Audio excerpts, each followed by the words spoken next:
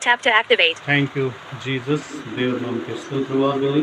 ತಿರುಗಿ ಮತ್ತೊಂದಾವರ್ತಿ ಈ ಒಂದು ಬುಧವಾರ ದಿವಸ ಕರ್ತನಲ್ಲಿ ಪ್ರೀತಿಯ ದೇವರ ಮಕ್ಕಳೇ ಆನ್ಲೈನ್ನಲ್ಲಿ ಎಲ್ಲ ದೇವರ ವಾಕ್ಯದ ವಿಡಿಯೋ ನೋಡುವಂಥ ನಮ್ಮೆಲ್ಲರಿಗೂ ಮತ್ತು ತಮ್ಮ ಕುಟುಂಬದವರಿಗೂ ಯೇಸು ನಾಮದಲ್ಲಿ ನಾನು ವಂದನೆ ತಿಳಿಸುತ್ತೇನೆ. ಒಂದು ಬೆಳಗಿನ ಜಾವದಲ್ಲಿ ನಮ್ಮ ಸ್ವಲ್ಪ ಹೊತ್ತಿನ ಆತ್ಮಿಕ ಲಾಭಕ್ಕಾಗಿ ದೇವರ ಕೊಟ್ಟಂಥ ವಾಗ್ದಾನದ ವಚನ, ಒಂದು ದೇವರ ಆತ್ಮಿಕ ಆಹಾರವನ್ನು ನಾವು ನೋಡಿಕೊಳ್ಳೋಣ. ಹಲ್ಲೆಲೂಯಾ. ಏಷ್ಯನ ಬರೆದ ಪ್ರವಾದನೆ ಗ್ರಂಥ 56ನೇ ಅಧ್ಯಾಯದಲ್ಲಿ ನಾವು ನೋಡಿಕೊಳ್ಳೋಣ. ಇಲ್ಲಿ ದೇವರ ವಾಕ್ಯ ಹೇಳುತ್ತದೆ, ಎಲ್ಲ ಜನಾಂಗಗಳಿಗೆ ನನ್ನ ಆಲಯವು ಪ್ರಾರ್ಥನೆ ಆಲಯ ಎಂದು ಕರೆಯಲ್ಪಡುವುದು ಎಂಬುದಾಗಿ. ಹಲ್ಲೆಲೂಯಾ. ದೇವರ ನಾಮಕ್ಕೆ ಸ್ತೋತ್ರವಾಗಲಿ. ಇಲ್ಲಿ ಕರ್ತನಲ್ಲಿ ಪ್ರೀತಿಯ ಆ ದೇವರ ಮಕ್ಕಳೇ, ತಂದೆಯ ದೇವರು ಯೆಶಾಯನ ಪ್ರವಾದನೆ ಮುಖಾಂತರವಾಗಿ ಹೇಳುವುದೇನೆಂದರೆ, ಎಲ್ಲ ಜನಾಂಗಗಳಿಗೆ ಪ್ರಾರ್ಥನೆ ಆಲಯ ಚರ್ಚ್ ಏನಾಗಿದೆ ಅಂದರೆ ಎಲ್ಲ ಜನಾಂಗಗಳಿಗೆ ಏನಾಗಿದೆ, ಪ್ರಾರ್ಥನೆ ಮಾಡುವ ಒಂದು ಸ್ಥಳ, ಒಂದು ಆಲಯ ಎಂದು ಕರೆಯುವಂಥದ್ದು ಆಗಿದೆ. ಹಲ್ಲೆಲೂಯಾ. ಹೌದು, ಕರ್ತನಲ್ಲಿ ಪ್ರೀತಿಯ ದೇವರ ಮಕ್ಕಳೇ, ಇವತ್ತು ಒಂದು ಆಲಯ ಎಂಬುದು ಏನಾಗಿದೆ, ಪ್ರಾರ್ಥನೆ ಮಾಡುವಂಥ ಸ್ಥಳವಾಗಿದೆ. ಇದು ಕೇವಲ ಕ್ರೈಸ್ತರಿಗೆ ಸೀಮಿತವಾಗಿಲ್ಲೆಂಬುದಾಗಿ ಇಲ್ಲಿ ದೇವರ ವಾಕ್ಯ ಹೇಳುತ್ತದೆ. ಎಲ್ಲ ಜನಾಂಗಗಳಿಗೂ ಅಂದರೆ ಎಲ್ಲ ಜಾತಿ ಧರ್ಮದವರಿಗೂ ಯೇಸುವಿನ ಆಲಯ ಏನಾಗಿದೆ, ಅದು ಪ್ರಾರ್ಥನೆ ಮಾಡುವ ಆಲಯವಾಗಿದೆ ಎಂಬುದಾಗಿ. ಹೌದು, ಕರ್ತನಲ್ಲಿ ಪ್ರೀತಿಯ ದೇವರ ಮಕ್ಕಳೇ, ಆಲಯದಲ್ಲಿ ನಾವೆಲ್ಲರೂ ಹೋಗಿ ದೇವರನ್ನು ಪ್ರಾರ್ಥಿಸಬೇಕೆಂಬುದಾಗಿ ಆತನು ಆಲಯವನ್ನು ಮಾಡಿದನು. ಮೋಶೆ ಮುಖಾಂತರವಾಗಿ ದೇವರು ಏನು ಮಾಡಿದನು, ತನ್ನ ಆಲಯವು ಹೆಂಗಿರಬೇಕೆಂಬುದಾಗಿ ಮೋಶೆಯ ಮುಖಾಂತರವಾಗಿ ದೇವರು ಇಸ್ರಾಯೇಲರನ್ನು ಕರೆತಂದು, ನೀವು ನನ್ನನ್ನು ಆರಾಧಿಸಬೇಕು, ನನ್ನನ್ನು ಪ್ರಾರ್ಥಿಸಬೇಕು ಎಂಬುದಾಗಿ ಮೋಶೆಗೆ ಹೇಳಿದಾಗ ದೇವರು ಮೋಶೆ ಮುಖಾಂತರವಾಗಿ ಏನು ಮಾಡ್ತಾರೆ, ಒಂದು ಗುಡಾರವನ್ನು ಅಲ್ಲಿ ಕಟ್ಟುವಂಥದ್ದು ನಾವು ಹಳೆ ಒಡಂಬಡಿಕೆಯಲ್ಲಿ ನೋಡುವಂತರಾಗಿದ್ದೇವೆ. ಹಲ್ಲೆಲೂಯಾ. ಮೋಶೆಗೆ ದೇವರು ಹೇಳ್ತಾರೆ, ಈ ರೀತಿ ನೀ ಏನು ಮಾಡು, ಒಂದು ಗುಡಾರವನ್ನು ಕಟ್ಟು, ಅದು ನನ್ನ ಆಲಯವಾಗಬೇಕು, ಅಲ್ಲಿ ನೀವು ಬಂದು ನನ್ನನ್ನು ಪ್ರಾರ್ಥಿಸಬೇಕು ಮತ್ತು ನಾನು ನಿಮ್ಮ ಪ್ರಾರ್ಥನೆಗಳಿಗೆ ಉತ್ತರ ಕೊಡುವನೆಂಬುದಾಗಿ ದೇವರು ಮೊಟ್ಟ ಮೊದಲನೇ ಬಾರಿಗೆ ಮೋಶೆ ಮುಖಾಂತರವಾಗಿ ತನ್ನ ಆಲಯವನ್ನು ಕಟ್ಟಿಸಿದನು. ಹಲ್ಲೆಲೂಯಾ. ಮುಂದಿನ ದಿನಗಳಲ್ಲಿ ಅದೇ ರೀತಿ ನೋಡಬೇಕಾದ್ರೆ ಸೊಲೊಮೋನ ಕೂಡ ದೇವರ ಆಲಯ ಕಟ್ಟಿದ್ದಾನೆ. ಹಲ್ಲೆಲೂಯಾ. ದಾವೀದನು ಕಟ್ಟಬೇಕಂದ್ರು ದಾವೀದನಿಗೆ ಅದು ಅವಕಾಶ ಇರಲಿಲ್ಲ. ಆತನ ಮಗನಿಗೆ ದೇವರು ಏನು ಮಾಡಿದರು, ಅಧಿಕಾರ ಕೊಟ್ಟಿದ್ದರು. ಆತನು ಕೂಡ ದೇವರ ಆಲಯವನ್ನು ಕಟ್ಟಿದನು ಎಂಬುದಾಗಿ ನಾವು ನೋಡ್ತೇವೆ. ನೆಹೆಮೀಯನ ಬಗ್ಗೆ ವಿಷಯದ ನೋಡಬೇಕಾದ್ರೆ ನೆಹೆಮೀಯನು ಕೂಡ ಏನು ಮಾಡಿದನು, ಒಂದು ದೇವಾಲಯದ ಗೋಡೆಗಳು ಬಿದ್ದಿರುವಾಗ ಆತನು ಕೂಡ ದೇವರ ಆಲಯವನ್ನು ಕಟ್ಟಿದನೆಂಬುದಾಗಿ. ಹೌದು, ಕರ್ತನಲ್ಲಿ ಪ್ರೀತಿಯ ದೇವರ ಮಕ್ಕಳೇ, ಇವತ್ತು ಎಲ್ಲ ಧರ್ಮಗಳಿಗೆ ಪ್ರಾರ್ಥನೆ ಮಾಡುವಂಥ ಸ್ಥಳ ದೇವರ ಆಲಯವಾಗಿದೆ. ಯಾವಾಗಾಯ್ತು ನಾವು ದೇವರ ಆಲಯದಲ್ಲಿ ಹೋಗಿ ದೇವರ ವಾಕ್ಯ ಕೇಳಿಕೊಂಡು ಪ್ರಾರ್ಥನೆ ಮಾಡಿದಾಗ ದೇವರು ನಮ್ಮನ್ನು ಆಶೀರ್ವಾದ ಮಾಡ್ತಾರೆ. ಯಾಕಂದ್ರೆ ಆ ಒಂದು ಆಲಯದಲ್ಲಿ ಆತನ ಪ್ರಸನ್ನತೆ, ಆತನ ಕೃಪೆ, ಆತನ ಒಂದು ಸಮ್ಮುಖ ಅದಾಗಿರುತ್ತದೆ ಎಂಬುದಾಗಿ ನಾವು ನೋಡ್ತೇವೆ. ಅದಕ್ಕೆ ಯಾವುದೇ ಒಂದು ಪರಿಸ್ಥಿತಿಯಲ್ಲಿ, ಯಾವುದೇ ಒಂದು ಸಮಸ್ಯೆಯಲ್ಲಿ ಕೂಡ ನೀನು ದೇವರ ಆಲಯಕ್ಕೆ ಹೋಗೋದು ಮರೆತು ಹೋಗ್ಬೇಡ. ನೀ ಯಾವಾಗಲೂ ದೇವರ ಆಲಯಕ್ಕೆ ಹೋಗು. ಯಾಕಂದ್ರೆ ದೇವರ ವಾಕ್ಯ ಹೇಳುತ್ತದೆ, ಒಂದು ದಶಾಜ್ಞೆಗಳಲ್ಲಿ ಸಬ್ಬತ್ ದಿನವನ್ನು ನೀನು ದೇವರ ದಿನವೆಂದು ಆಚರಿಸಬೇಕು ಎಂಬುದಾಗಿ. ಹೌದು, ನೀನು ಎಲ್ಲ ದಿನಗಳು 6 ದಿವಸ ನೀನು ಕೆಲಸ ಮಾಡಿದರೆ 7ನೇ ದಿವಸ ನೀನು ರಜೆ ಮಾಡಿ ಆ ಒಂದು 7ನೇ ದಿವಸ ನೀನು ದೇವರ ಆಲಯದಲ್ಲಿ ಹೋಗಿ ಪ್ರಾರ್ಥನೆ ಮಾಡಬೇಕು, ಆತನ ವಾಕ್ಯವನ್ನು ಕೇಳಬೇಕೆಂಬುದಾಗಿ ದೇವರ ವಾಕ್ಯ ಹೇಳುತ್ತದೆ. ಹೌದು, 6 ದಿನ ಕೆಲಸ ಮಾಡಿ 7ನೇ ದಿವಸ ನಾವು ದೇವರ ಆಲಯದಲ್ಲಿ ಹೋದಾಗ ನಮಗೆ ಆಶೀರ್ವಾದ ಬರುತ್ತೆ, ಶಾಂತಿ ಸಮಾಧಾನ ಬರುತ್ತೆ. ಅದೇ ರೀತಿ ಯೇಸು ಕ್ರಿಸ್ತನು ಕೂಡ ತಂದೆ ದೇವರು 6 ದಿವಸ ಕೆಲಸ ಮಾಡಿ ಭೂಮಿ ಆಕಾಶಗಳು, ಸೂರ್ಯ ಚಂದ್ರಗಳು ಮತ್ತು ನಕ್ಷತ್ರಗಳು, ಮನುಷ್ಯ ಪ್ರಾಣಿ ಪಕ್ಷಿಗಳೆಲ್ಲ ಉಂಟು ಮಾಡಿ 6 ದಿವಸ ಕೆಲಸ ಮಾಡಿ ಆತನ 7ನೇ ದಿನದಲ್ಲಿ ವಿಶ್ರಾಮ ಮಾಡಿಕೊಂಡಿದ್ದನು. ಅದು ಒಂದು ವಿಶ್ರಾಂತಿ ದಿನ ಎಂಬುದಾಗಿ ದೇವರು ಘೋಷಣೆ ಮಾಡಿದರು. ಅದಕ್ಕೆ ಆ ದಿನದಲ್ಲಿ ಎಲ್ಲರೂ ನಾವೇನ್ ಮಾಡಬೇಕು, ದೇವರ ಆಲಯಕ್ಕೆ ಹೋಗಿ ಆತನನ್ನು ಪ್ರಾರ್ಥಿಸಬೇಕು. ಹೊಸ ಒಡಂಬಡಿಕೆಯಲ್ಲಿ ನಾವು ನೋಡುವುದಾದರೆ ಯೆರೂಸಲೇಮಿಗೆ ಯೇಸು ಕ್ರಿಸ್ತನು ಅರಸನಂತೆ ಪ್ರವೇಶ ಮಾಡಿ ಹೋಗಿದಾಗ ಅಲ್ಲಿ ದೇವಾಲಯದಲ್ಲಿ, ಯೆರೂಸಲೇಮಿನ ದೇವಾಲಯದಲ್ಲಿ ಏನ್ ಮಾಡ್ತಾ ಇದ್ರು, ಅನೇಕ ಜನರು ಅಲ್ಲಿ ಪ್ರಾಣಿ ಪಕ್ಷಿಗಳನ್ನು ವ್ಯಾಪಾರ ಮಾಡ್ತಾ ಇದ್ರು. ಹಲ್ಲೆಲೂಯಾ. ಆ ದೇವರ ಆಲಯದಲ್ಲಿ ಜನರು ಏನ್ ಮಾಡ್ತಾ ಇದ್ರು, ವ್ಯಾಪಾರ ಮಾಡ್ತಾ ಇದ್ರು. ಅನೇಕ ಪಾರಿವಾಳ, ಪ್ರಾಣಿ ಪಕ್ಷಿಗಳು, ಅನೇಕ ಒಂದು ವಿಷಯದಲ್ಲಿ ಒಂದು ದೇವಾಲಯ ಇದ್ದುಕೊಂಡು ಅಲ್ಲಿ ಒಂದು ಮಾರ್ಕೆಟಿಂಗ್ ಅಂತೆ ಅವ್ರು ಏನ್ ಮಾಡ್ತಾರೆ, ವ್ಯಾಪಾರ ಮಾಡ್ತಾ ಇದ್ರು. ದೇವರು ಯೇಸು ಕ್ರಿಸ್ತನ ಸ್ಥಳದಲ್ಲಿ ಬಂದು ಆತನು ಬಹಳ ಸಿಟ್ಟಿಗೆ ಏನ್ ಮಾಡ್ತಾನೆ, ಎಲ್ಲ ಮೇಜುಗಳನ್ನು, ಎಲ್ಲ ಪ್ರಾಣಿ ಪಕ್ಷಿಗಳನ್ನು ಅಲ್ಲಿಂದ ಓಡಿಸಿ ಬಿಡ್ತಾನೆ. ಹಲ್ಲೆಲೂಯಾ. ಅಲ್ಲಿ ದೇವರ ವಾಕ್ಯ ಹೇಳ್ತದೆ, ಯೇಸು ಸ್ವಾಮಿ ಹೇಳ್ತಾರೆ, ನನ್ನ ಆಲಯವೇನಾಗಿದೆ, ಪ್ರಾರ್ಥನಾ ಆಲಯವಾಗಿದೆ, ಇದಕ್ಕೆ ನೀವೇನ್ ಮಾಡಿದಿರಿ, ಕಳ್ಳರ ಗವಿಯನ್ನು ಮಾಡಿದ್ದೀರಾ ಅಂತ ಹೇಳಿ ದೇವರು ಏನ್ ಮಾಡ್ತಾರೆ, ಕೋಪದಿಂದ ಅಲ್ಲಿರುವಂತ ಎಲ್ಲಾ ಜನರ ಮೇಜುಗಳನ್ನು, ಅವರಿಗಿರುವಂತಹ ಎಲ್ಲ ವಸ್ತುಗಳನ್ನು, ಆ ಪ್ರಾಣಿ ಪಕ್ಷಿಗಳೆಲ್ಲ ಕಟ್ಟಿರುವಂತದ್ದೆಲ್ಲ ಬಿಡಿಸಿ ಅಲ್ಲಿಂದ ಓಡಿಸುತ್ತಾರೆ. ಹಲ್ಲೆಲೂಯಾ. ಹೌದು, ಆ ಒಂದು ದೇವಾಲಯದಲ್ಲಿ ಅವರು ಪ್ರಾರ್ಥನೆ ಮಾಡೋದು ಬಿಟ್ಟು ಆ ಒಂದು ಇಸ್ರಾಯೇಲ್ ದೇಶದಲ್ಲಿರುವಂತ ಯೆರೂಸಲೇಮ್ ದೇವಾಲಯದಲ್ಲಿ ಆ ಸಮಯದಲ್ಲಿ ಪ್ರಾರ್ಥನೆ ಮಾಡೋದು ಬಿಟ್ಟು ಅಲ್ಲಿ ಜನರು ಏನ್ ಮಾಡ್ತಾ ಇದ್ದರು, ವ್ಯಾಪಾರ ಮಾಡ್ತಾ ಇದ್ದರು. ಅದಕ್ಕೆ ದೇವರು ಅಲ್ಲಿ ಸಿಟ್ಟಿಗೆ ಬಂದು ಅವೆಲ್ಲವನ್ನ ಏನ್ ಮಾಡ್ತಾರೆ, ಎಲ್ಲ ಓಡಿಸಿ ಬಿಡ್ತಾರೆ. ಹಲ್ಲೆಲೂಯಾ. ಅದಕ್ಕೆ ಕರ್ತನಲ್ಲಿ ಪ್ರೀತಿಯ ದೇವರ ಮಕ್ಕಳ ಯೇಸು ಸ್ವಾಮಿ ಹೇಳ್ತಾ ಇದರಲ್ಲಿ, ನನ್ನ ಆಲಯವು ಏನಾಗಿದೆ, ಪ್ರಾರ್ಥನೆ ಆಲಯವಾಗಿದೆ. ನನ್ನ ಆಲಯವು ತಂದೆ ಜೊತೆ ಮಾತಾಡುವಂಥದ್ದಾಗಿದೆ. ನನ್ನ ಆಲಯ ಬಂದು ನನ್ನ ಒಂದು ತಂದೆ ಜೊತೆ ಮಾತಾಡುವಂತ ಒಂದು ಸ್ಥಳವಾಗಿದೆ. ಆದರೆ ಇವತ್ತು ನೀವಿಲ್ಲಿ ವ್ಯಾಪಾರ ಮಾಡಿ ಇದು ಏನ್ ಮಾಡಿದ್ರಿ, ಕಳ್ಳರ ಗವಿಯಾಗಿ ಮಾಡಿದಿರಿ ಎಂಬುದಾಗಿ ದೇವರು ತನ್ನ ಕೋಪವನ್ನು ಅಲ್ಲಿ ತೋರಿಸಿದರು. ಹೌದು, ಕರ್ತನಲ್ಲಿ ಪ್ರೀತಿಯ ದೇವರ ಮಕ್ಕಳೇ, ನಾವು ಬೈಬಲ್ ನೋಡ್ಬೇಕಾದ್ರ ಎಲ್ಲಿ ಯೇಸು ಕ್ರಿಸ್ತನ ಸಿಟ್ಟಿ ಬಂದಿಲ್ರಿ.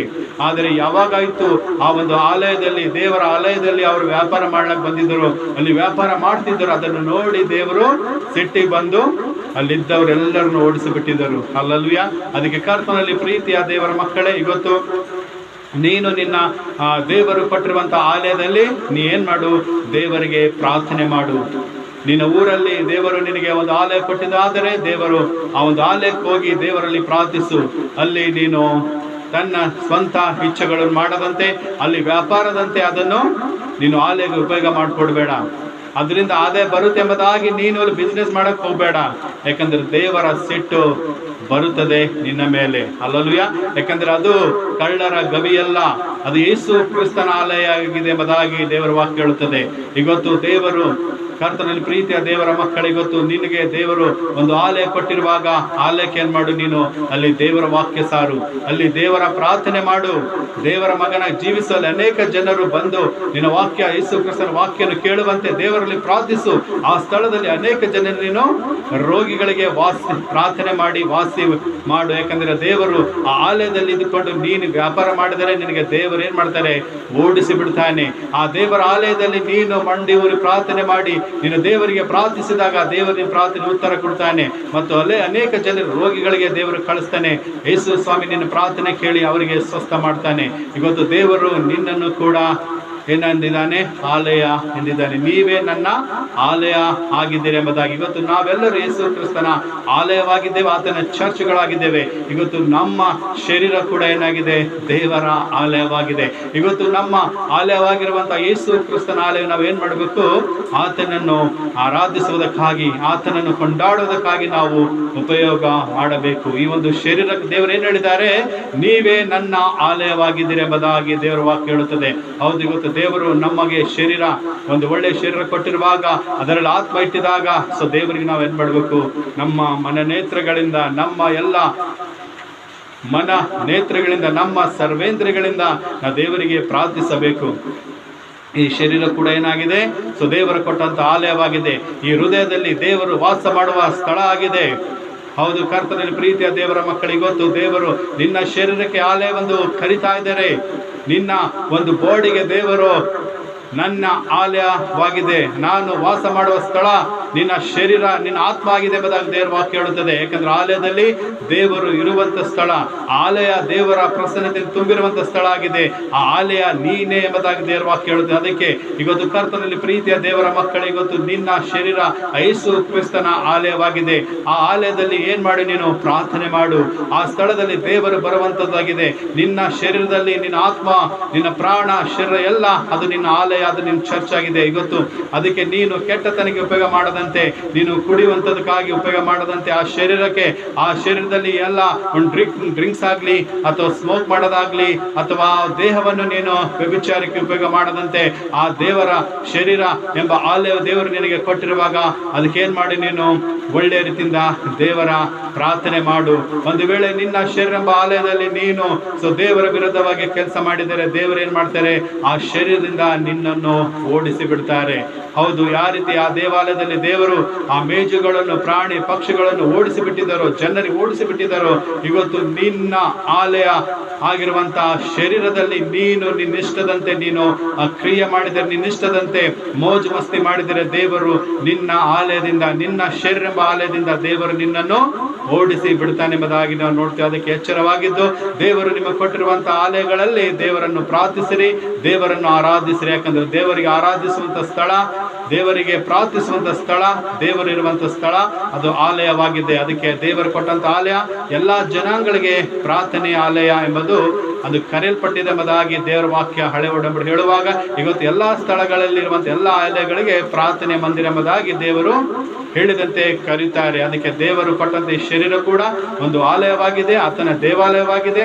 ಅದರಿಂದ ದೇವರ ಮಕ್ಕಳೇ ನಾವೆಲ್ಲರೂ ಯೇಸು ಕ್ರಿಸ್ತನನ್ನು ನಂಬಿದಾಗ ನಮ್ಮ ಶರೀರದಲ್ಲಿ ಆತನಿಗೆ ನಾವು ಇದ್ದುಕೊಂಡು ನಮ್ಮ ಆತ್ಮದಿಂದ, ಹೃದಯದಿಂದ ದೇವರನ್ನು ಆರಾಧಿಸುವ ಈ ಶರೀರ ಲೋಕದ ಆಸೆಗಳಿಗೋಸ್ಕರ, ಲೋಕದ ಆಶೆಗಳನ್ನು ತೀರಿಸಿಕೊಳ್ಳುವುದಕ್ಕೋಸ್ಕರ ದೇವರು ಈ ನಮ್ಮ ಶರೀರ ಕೊಟ್ಟಿಲ್ಲ. ಆತನ ಆಲಯವನ್ನು, ಆತನ ಆರಾಧಿಸುವಂತೆ ದೇವರು ಈ ಶರೀರ ನಮಗೆ ಕೊಟ್ಟಿದ್ದಾರೆ. ಅದಕ್ಕೆ ನಮ್ಮ ಶರೀರವನ್ನು ನಾವು ಯಾವುದೇ ಒಂದು ಕೆಟ್ಟ ಆತನಕ್ಕೆ ಉಪಯೋಗ ಮಾಡಿಕೊಳ್ಳದಂತೆ ಆ ದೇವರಿಗೆ ಮಾತ್ರ ನಮ್ಮ ಶರೀರಾತ್ಮವನ್ನು ನಾವು ಸೀಮಿತವಾಗಿಡುವಂತೆ ದೇವರು ನಮ್ಮನ್ನು ಈ ವಾಕ್ಯದಂತೆ ಒಂದು ಆಶೀರ್ವಾದ ಮಾಡಲಿ ಎಂಬುದಾಗಿ ನಾನು ದೇವರಲ್ಲಿ ಪ್ರಾರ್ಥಿಸ್ತೇನೆ. ಯಾಕಂದ್ರೆ ನಮ್ಮ ಆ ಶರೀರ ಆಲಯ ಎಂಬುದಾಗಿ ದೇವರ ವಾಕ್ಯ ಹೇಳುತ್ತದೆ. ಅದಕ್ಕೆ ಇವತ್ತು ದೇವರ ವಾಕ್ಯದಂತೆ ನಮ್ಮ ಶರೀರ, ಆತ್ಮ ದೇವರಿಗೆ ನಾವು ಕೊಟ್ಟು ನಮ್ಮ ಶರೀರವನ್ನು ದೇವರ ಆಲಯ ಮಾಡಿ ಕೊಡಿ ದೇವರ ಎಂಬುದಾಗಿ ನಾವು ದೇವರಲ್ಲಿ ಪ್ರಾರ್ಥಿಸೋಣ. ಮತ್ತು ಇವತ್ತು ಅನೇಕ ಜನ ನಿಮ್ಮ ಶರೀರವನ್ನು ಅನೇಕರಿಗೆ ಅನೇಕ ಒಂದು ಪಾಪಕ್ಕೆ, ಒಂದು ದಾಸತ್ವಕ್ಕೆ, ಒಂದು ಕುಡಿತದಕ್ಕೆ, ಒಂದು ಕೆಟ್ಟ ಚಟಗಳಿಗೆ ನಿನ್ನ ಶರೀರವನ್ನು, ಆ ಆಲಯವನ್ನು ನೀನು ಕೊಟ್ಟಿದೆ. ಆದರೆ ಇವತ್ತು ನೀನು ಪಶ್ಚಾತ್ತಾಪ ಪಡು. ದೇವರು ತಿರುಗಿ ನಿನ್ನ ಶರೀರವನ್ನು, ನಿನ್ನ ದೇವರ ಆಶೀರ್ವಾದ ಹಿಡಿದು ಬರುತ್ತೆ. ಮತ್ತು ನಿನ್ನ ಶರೀರ, ಆತ್ಮ, ಪ್ರಾಣ, ಶರೀರಕ್ಕೆ ಏನ್ ಮಾಡ್ತಾರೆ, ದೇವರು ತಿರುಗಿ ಆತನ ಆಲಯವಾಗಿ ಮಾರ್ಪಡಿಸಿ ನಿನ್ನನ್ನು ಆಶೀರ್ವಾದ ಮಾಡ್ತಾರೆ. ಇವತ್ತು ಅದೇ ನಿನ್ನ ಶರೀರದಲ್ಲಿ ಇದ್ದುಕೊಂಡು ನೀನು ದೇವರನ್ನು ಪ್ರಾರ್ಥಿಸು. ಖಂಡಿತ ದೇವರು ನಿನಗೆಲ್ಲ ಒಂದು ಪಾಪಗಳ ಬಿಡುಗಡೆ ಕೊಟ್ಟು ನಿನ್ನ ಶರೀರವನ್ನು ಹೊಸ ಆಲಯವಾಗಿ ದೇವರು ಮಾರ್ಪಡಿಸ್ತಾರೆ ಎಂಬುದಾಗಿ ನಾವು ದೇವರ ವಾಕ್ಯದಲ್ಲಿ ನೋಡ್ತೇವೆ. ಹೀಗಾಗುವಂತೆ ದೇವರ ಈ ವಾಕ್ಯವನ್ನು ನಮ್ಮೆಲ್ಲರ ಆತ್ಮಿಕ ಲಾಭಕ್ಕಾಗಿ ಆಶೀರ್ವಾದ ಮಾಡಲಿ ಎಂಬುದಾಗಿ ನಾನು ದೇವರಲ್ಲಿ ಪ್ರಾರ್ಥಿಸ್ತೇನೆ. ನಮ್ಮನ್ನು ಬಹಳವಾಗಿ ಪ್ರೀತಿಸುವಂತಹ ಸರ್ವಶಕ್ತನ ಯೇಸುವೇ, ನಿನಗೆ ಸ್ತೋತ್ರವಾಗಲಿ. ಎಲ್ಲ ಜನಾಂಗಗಳಿಗೆ ಕರ್ತನೆ, ನನ್ನ ಆಲಯವು ಪ್ರಾರ್ಥನೆ ಮಾಡುವ ಆಲಯ ಎಂಬುದು ಕರೆಯಲ್ಪಡುತ್ತದೆ ಅಂತ ಹೇಳಿದೆ ಕರ್ತನೆ. ಹೌದು ಕರ್ತನೆ, ಆಲಯದಲ್ಲಿ ಬಂದು ನಿನ್ನನ್ನು ಆರಾಧಿಸುವಂತೆ, ಪ್ರಾರ್ಥಿಸುವಂತೆ ನಮ್ಮೆಲ್ಲರನ್ನು ಆಶೀರ್ವಾದ ಮಾಡು. ಮತ್ತೆ ನಾವು ನಿನ್ನ ಆಲಯವಾಗಿದೆ ಎಂಬುದಾಗಿ ಹೇಳಿದೆ ಕರ್ತನೆ. ನಿನ್ನ ಶರೀರ ನನ್ನ ಆಲಯವಾಗಿದೆ ಅಂತ ಹೇಳಿದೆ. ನಮ್ಮ ಶರೀರ ಕೂಡ ಕರ್ತನೆ ನಿನ್ನ ಆಲಯವಾಗಿ ಮಾಡಿಕೊಂಡು ನಮ್ಮ ಒಂದು ಶರೀರದಲ್ಲಿ ಕರ್ತನೆ ನಿನ್ನನ್ನು ಸ್ಥಳ ಕೊಟ್ಟು ನಿನ್ನನ್ನು ಧ್ಯಾನಿಸುವಂತೆ ನಾವನ್ನು ಆಶೀರ್ವಾದ ಮಾಡು ಕರ್ತನೆ. ಕೇಳಿದಂಥ ವಾಕ್ಯ ನಮ್ಮೆಲ್ಲರ ಆತ್ಮಿಕ ಲಾಭಕ್ಕೆ ಆಶೀರ್ವಾದ ಮಾಡು. ಈ ಶರೀರಗಳು ಕರ್ತನೆ ನಾವು ನಿನಗೆ ಮಾತ್ರ ಸೀಮಿತ ಇಡುವಂತೆ, ಯಾವುದೇ ರೀತಿ ಪಾಪಕ್ಕೆ, ಒಂದು ಕೆಟ್ಟತನಕ್ಕೆ ನಾವು ಉಪಯೋಗ ಮಾಡದಂತೆ ಕರ್ತನೆ ಈ ಶರೀರ, ಪ್ರಾಣ, ಆತ್ಮ ಎಲ್ಲ ನಿನಗೆ ಮಾತ್ರ ಸೀಮಿತವಾಗಿಟ್ಟು ನಾವು ನಿಮ್ಮನ್ನೇ ಪ್ರಾರ್ಥಿಸುವಂತೆ, ನಿಮ್ಮನ್ನು ಆರಾಧಿಸುವಂತೆ ನೀವೇ ಆಶೀರ್ವಾದ ಮಾಡಬೇಕಂದ್ರೆ ಈ ಒಂದು ಶರೀರದಲ್ಲಿ, ಈ ಒಂದು ಆತ್ಮದಲ್ಲಿ ನೀನು ವಾಸ ಮಾಡುವ ದೇವರಾಗಿದ್ದಿ.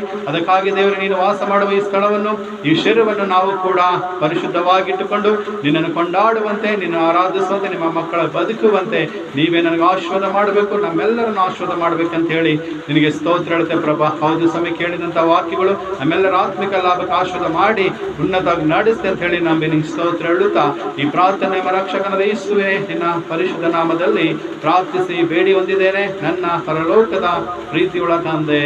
ಆಮೇನ್, ಆಮೇನ್. Thank you Jesus.